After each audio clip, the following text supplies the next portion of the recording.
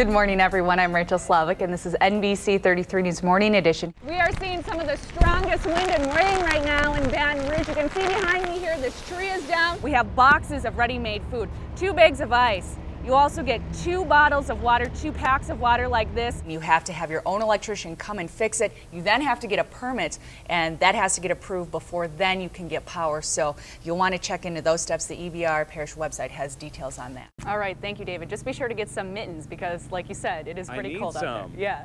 Jesse, feeling even warmer this morning. You said it would happen. Yeah, it is warmer, and you notice the humidity. It's starting to creep its way back. Well, that is all the time we have for today. Thank you for joining us. We hope to see you tomorrow.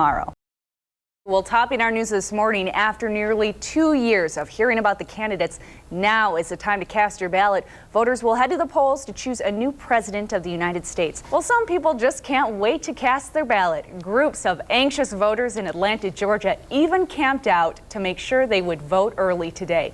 They spent the night outside their polling place at the local YMCA. The state did offer early voting, but they were determined to vote on Election Day. Students at St. Helena High School won't have class for the rest of the week. This after a fire gutted the building, and it appears that fire was no accident. Authorities say a guidance counselor started the fire to cover up a different crime. EBR Sheriff's deputies made a big drug bust, taking 6 pounds of marijuana off the streets. EBR Sheriff's deputies say they seized that marijuana and 21 grams of crack cocaine. 2 Baton Rouge neighborhoods will work together to fight crime. Community members in South Baton Rouge and the Garden District met last night to kick off Operation Restore Pride.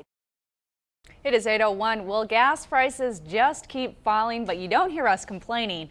Baton Rouge is following the national trend. We found the Valero station at S&M Perkins selling unleaded gas for $2.79 a gallon. And with those prices we just told you about, $4 a gallon may not sound like the best deal. But if you use diesel, that's a price many aren't complaining about. Morgan Rose picks up the story. Louisianans welcomed President Bush to the Pelican State, and he brought some good news with him.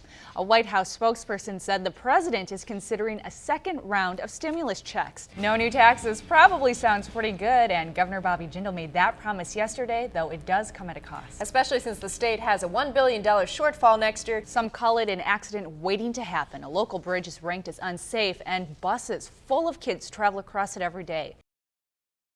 Little pig, better let me in. Whether it's pre-K, Did a good job. or the 4th grade, 2 parts for a resistor. we head to class for the basics in reading, writing, and arithmetic. A rod made of carbon. But at St. Helena Elementary, there's another reason to go to school: 1 bowl and 2 crackers, come on. a hot meal. Some of them are hungry.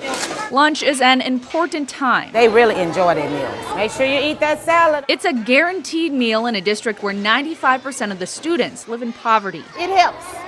And then they don't have to worry about what my baby gonna eat at home. St. Helena works on a 4-day school week, leaving some to wonder how well these kids eat during the other 3 days. That's where the Boys and Girls Club comes in. Arnold Strotter is one student who needs extra help. Because I be hungry. 87. Each week, he and dozens of others line up to receive a bag from the organization and the food bank. Pudding. Inside, food for the rest of the weekend. Every night, I don't have nothing to eat. And I have to eat something out the bag. Breakfast and lunch covered. They're looking forward to the bags coming home.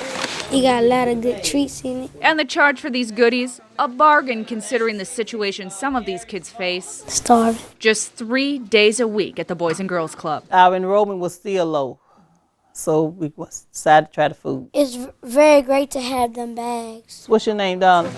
And each Thursday, the line gets longer and longer.